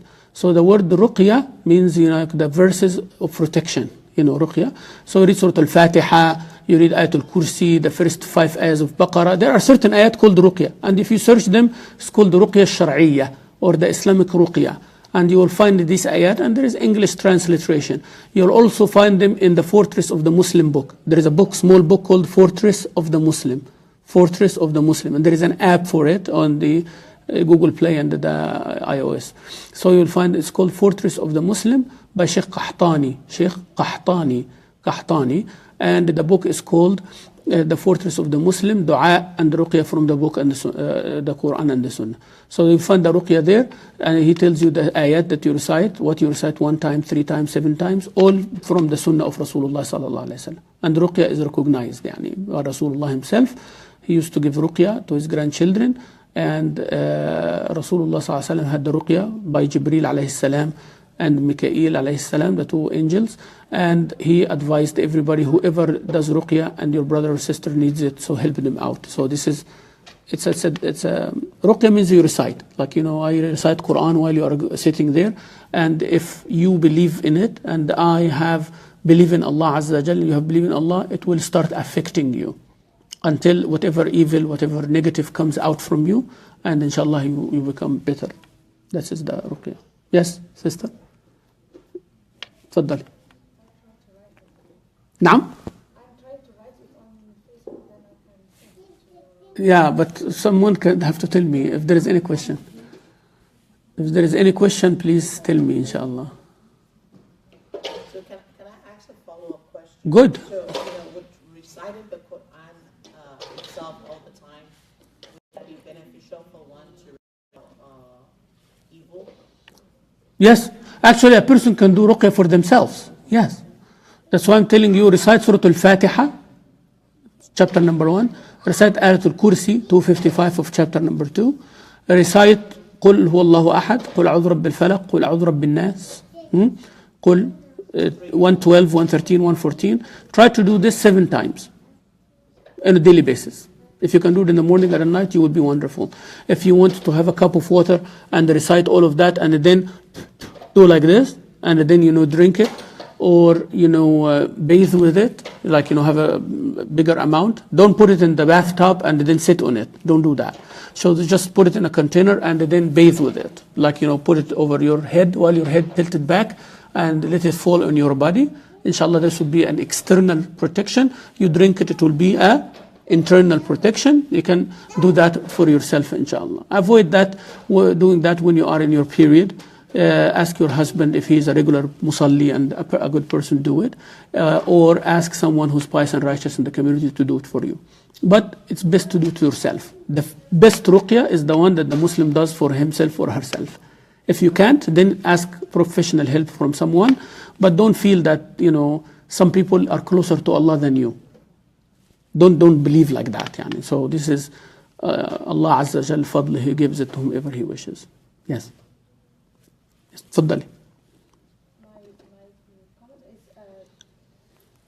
after every like you say after every chapter, not after all the chapter, because we have 9 chapters, maybe we lost to 4 something to practice. My idea is after every chapter we need to create or to form for ourselves homework. Ourselves what?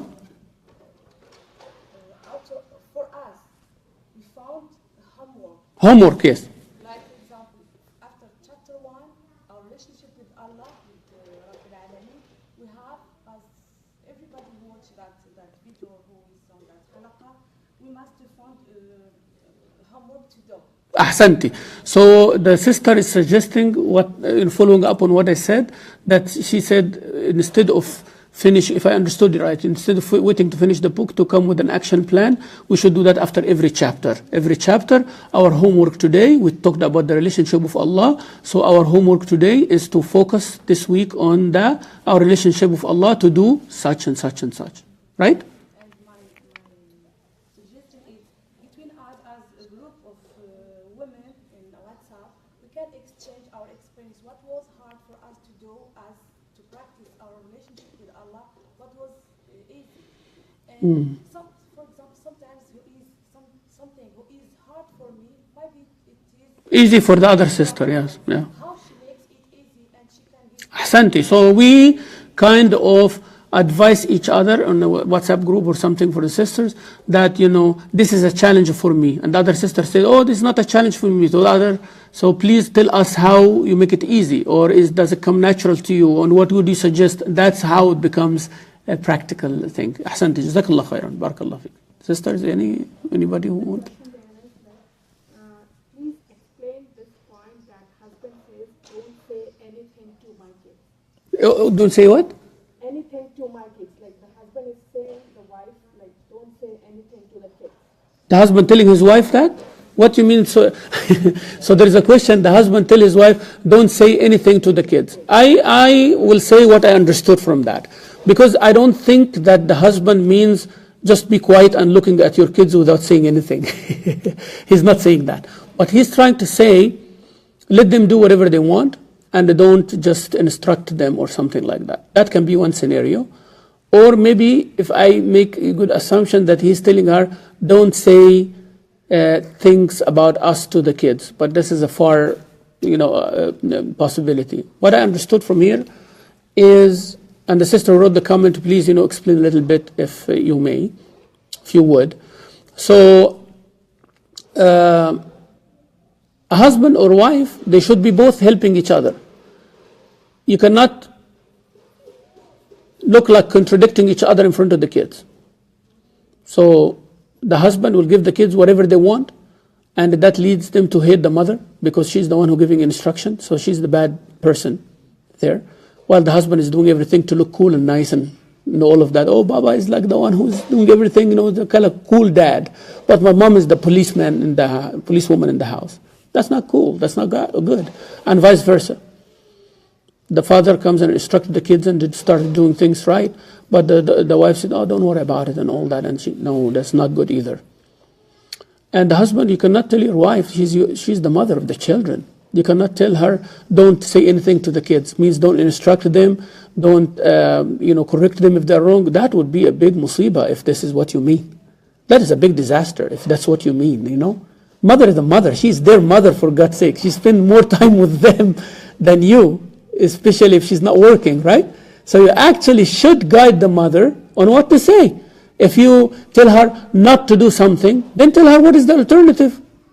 Right? If I tell my wife, well, don't deal with the kids like that. Well, so what do you think? How should I deal with them then? Because sometimes we say don't, but we don't say what we should do. That's very, very important, right? You become mad at someone, but you are not telling them what to do. So this is very important. If this is what I understood, right? If it's not, please let me know. But the husband cannot tell his wife, don't say anything to the kids, meaning don't instruct them. No. Empower your wife, teach her, let her seek education, how to be a good mother Islamically, and give her that right, because Allah give her that right to raise her children as a mother, as you are given that right and duty to raise your children as a father. Yes. Yes. Sometimes the husband does say, don't say too much because if you nag, they're going to disrespect you, because when they constantly hear that, they're going to ignore it and they're going to disrespect. Second, when you said ask the husband, what do you think I should do? They would tell you what you do, but shouldn't they also do the same thing to help if they're not listening to the mother? Very good. Yeah, you see, you know what is the problem in what you just mentioned here? The sister is saying that the husband might tell his wife that please don't continue saying that because the kids will develop the resistance to it and it doesn't mean it doesn't have a value, right? But isn't it also supposed to be the other way around, like the husband shouldn't do the same? I agree with you 100%. It should be a way mutual. But the problem in that picture here is that the husband feels that he is always the source of what to do and what not to do. Right? Telling his wife what to do and what not to do. I am the one who is entitled to tell the kids what to do and what not to do. So it's my way only. And that's a problem. All right? That's a problem. Even the Prophet ﷺ listened to the advice of his wives. Handling the ummah, the Muslim ummah. Handling the Sahaba. When there is no clear wahi to tell him what to do, Rasulullah ﷺ tell his wife, what should I do? And did she tell him such and such, and he did. What about handling the affairs of the family? This is Rasulullah better than you, and his wife is better than your wife. And yet he listened, he asked advice, and he listened to his wife. Handling the affairs of the jama'ah. What about handling the affairs of your own children that both of you share? You should listen to your wife sometime as well. So it goes, you know, it's not like humiliating to you, my brothers, that your wife tells you, I think this is better, such and such and such. Let's talk and come out with an idea, as I told you, exiting from the gate, right or left or this or that, but we have to agree at the end of the day. But it is not always the husband, it's not always the wife. They both should care about their children. And that's, inshallah, what we would study in the book. Yes? On the same subject about raising the children, would you agree that you discuss things and you find a way, because there's always, the husband and wife don't have the same idea of child rearing. And I think it's psychology, when we used to study the psychology of relationships, that's actually one of the main reasons for fights between spouses is financial and child raising. Child upbringing, yes. Right, upbringing. So just trying to figure out a way that's in the middle. So you mentioned that when it comes to things, to decisions and such, they talk amongst each other, but there's a person to get out of that gate. The husband kind of has the final say. Yes. Does that also apply in raising children? Since the mother is basically with the child all day. The Yeah. husband will see the child maybe for 2-3 hours every day. So if he's speaking from theory and saying that this is the way you should deal with the children, so these are all theories, but once the application, when you apply, yes, we come back to each other and I tell him, okay, we've applied this and it's not working, and we reevaluate and we come up with a new thing, and we're constantly in the picture. We're both in the picture of the issue.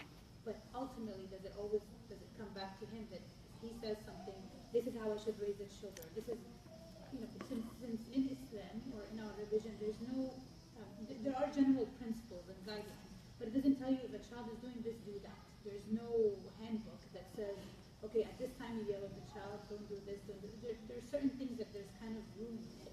So does he have a say in that as well? Yes, the default is, as Rasulullah ﷺ said, كلكم راع وكلكم مسؤول عن رعيته. فالرجل راع في أهل بيته ومسؤول عن رعيته. So the man is the one who have the final say, but it doesn't mean he have the final say because he's just a man. Because he is assumed to be the one who is the leader according to the way of Allah and the Sunnah of Rasulullah ﷺ. And that brings us, فإن تنازعتم في شيء فردوه إلى الله والرسول. All right. The wife knows that this is not working. And she knows that he is the head of household. So the final say is his. But she also knows that his final say is not necessarily the way that it should be. So how can we solve this dilemma? That the husband and the wife agree that both of them, right, at the end, bound by what Allah said and what Rasulullah ﷺ said. That's where the Shaykh comes, where the Imam comes, where the Deen comes, where this halaqah comes. And both have to accept, because if they don't accept, we'll have a problem with no solution. I'm just telling you that. We'll have a problem with no solution. Both of them has to agree that once we differ, we go back to Allah and His Rasul sallallahu alaihi wasallam. What does Islam tell us? Well, I am the man of the house, and I'm telling her that the children cannot go out and have sports. And she says, no, the kids have to learn swimming and have to go out, have to have social life. No, they just go to Sunday school and the masjid and all of that. Well, we are in a situation here, right? So what does Islam tell us? No, she comes, and we tell that, no, according to the fatwa of the Assembly of Muslim Jurists, they talked about that, and the kids, according to the environment, they have to have a balanced life, socially and religiously, so involving them in some sports and some activities is a requirement by the religion. Now, both husband and wife have to go with it. But you cannot talk it male versus female, wife versus husband, why the husband always have the final say, and then we get to that circle of no good. All right, but both of them has to agree that at the end of the day, rearing of the child has to go to, according to the way of Allah. Otherwise, you're going to have a fight every day. You know, he's saying this and she's saying that. Well, I am the man and you have to listen to me. Well, okay, how long I can do that? Just because you're the man, what does that mean anyways? Right? And then again, from my point, just because of you are the woman and you make me feel like you know better, and every single time we come like that, all right, do it your way then, and he abandons the ship. No. Let's both find out the best way that Allah. And that's where Islamic workshops has to be in place. That's why we were asking you for feedback. Please submit to this masjid administration that we need as many workshops as possible for child rearing in Islam, and that how husband and wife agree on raising children. I think there is a series of books by Dr. Rida and Ikram Bashir. They are both husband and wife from Canada. They have series of books. Even their daughter now, she used to write about teenagers, but she's married now. So Ikram and Rida Bashir, Ikram is the sister and Rida Bashir is the husband. They wrote a book about family and about children, rearing them in the West and all of that. That's a good book to read. That's about 2-3 books there. Rida and Ikram Bashir. So search them and you'll find their books online, inshallah Rabbil Alameen. So this is the courses that I would be very, very interested in making them available in this masjid, and we invite some people, like a weekend seminar or something like that, about child rearing in Islam and who have the say. This is a good point. Like we can raise that challenging point and say, who has the final say? And what if both husband and wife, they clash? They get a collision course on how to raise the children. Both of them love the children. Both of them fear Allah. Both of them want good. But they disagree on the strategy and the methodology. So how should we solve that dilemma? That should be a workshop. Final one, inshallah, before we stop. Yes. On the same topic, what I'm reading is from the question is that what if there is a secret? Secret, yeah. Yes, that the husband maybe fornication or whatever, or something that would be embarrassing for either parents, like mother or father, that they've done, and they don't want the children to know. No, that's very important. The sister is saying, like, what if a husband and wife, one of them committed a major sin in the past and there is a secret? Do they share it with each other or share it with their children? Is that what he's saying? Right. No, actually, if a person did a major sin and they repented from it, you are not obligated under any circumstances to confess it to anybody. Whether to be husband or existing husband or anything like that, ask Allah's repentance, ask repentance from Allah and move on. So you should not press each other to confess it, and you should not feel pressure to confess it, but move on with good intention not to repeat it again. That's number one. Number two, if this is known already, and damage is done, and the husband told his wife or the wife told her husband, this should not be a pressure point to maneuver or to use it against each other in front of children. That's haram to do. Right? Like the husband looks down upon his wife as a sinner, or vice versa. She looks at her husband as a sinner. I want to raise the children and you are no good because you committed a major sin. Or when they divorce, or when they talking about divorce or something like that, they start shaming each other or talking negative to each other about each other in front of their children. That's haram. That's a major sin. You cannot do to the stranger, let alone your spouse. There's a nice story that one person was talking about divorce in front of his wife. And about his wife, divorce. I'm talking about divorce. Then his friends ask him, what is wrong with her? What is wrong with her? He said, I'm not going to expose the secrets of my wife. We get divorced, and may Allah make it easy for her, may Allah make it easy for me. Then, he divorced her. And then his same friends come to him and say, now she's not your wife. What is wrong with her? He said, I'm not going to expose the secret of some stranger, woman. I did not expose her secret when she was my wife. I would not talk negative about someone who is not my wife. Unless, of course, the issue will affect someone in the future, then you are obligated to warn others from that. Like if a husband divorces his wife, or the wife seeks divorce from the husband because they commit a major sin, right? And they insist on it. Now, after the divorce, they are going to marry someone else, and they will continue doing that. Then you are obligated to warn that someone else only with that part, not to speak negative about them. So be careful, because you have that, or she has that problem. You understand me? Other than that, you cannot just take the liberty of exposing them or talk negative about them. Like if they were involved in a business, for example, I'm thinking from the perspective of the man. Yeah. Give me practical examples. Yeah. Like for example, if they were engaged in a business that is, not allowed. Or something, Yeah. Is that something that the husband is trying to keep, the wife knows, and is trying to keep from the children? Right. Yeah. They should leave that business. That is the main concern, not to hide it from their children. Because, again, you are caught between, it's a catch-22, like they said, right? Now I'm feeding my children haram, and I'm hiding that from them. And if I confess to them, then I look bad in front of them. If I don't confess to them, then they will blame me in the future.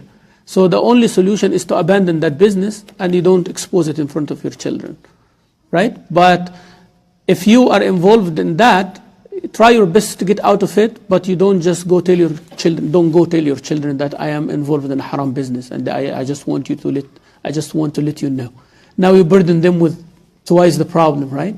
They know that their parents' income is haram, plus they cannot get out of it. Right? You are destroying their personality. So you have to weigh the situation, yani. But in my opinion, you don't share it with your children, right? But you do conscious effort to abandon that haram business, yes. But you cannot share it with your children. If it's a business that's very, very lucrative, and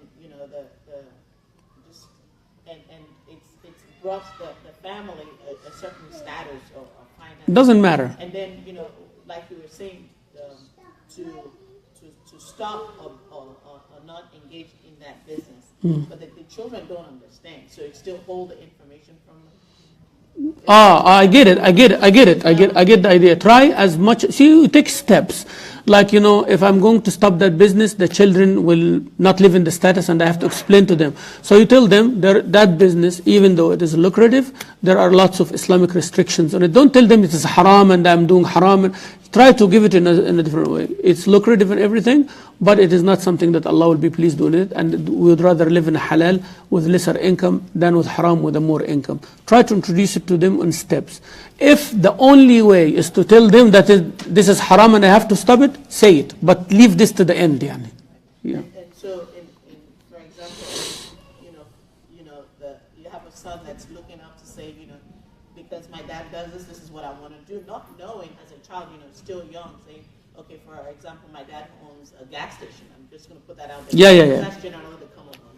Yeah. And, so you're looking to saying, okay, when I grow up too, I want to hold a gas station. Yeah. But, as a mother, you're thinking, this is not the right way that I want my child to pursue this business.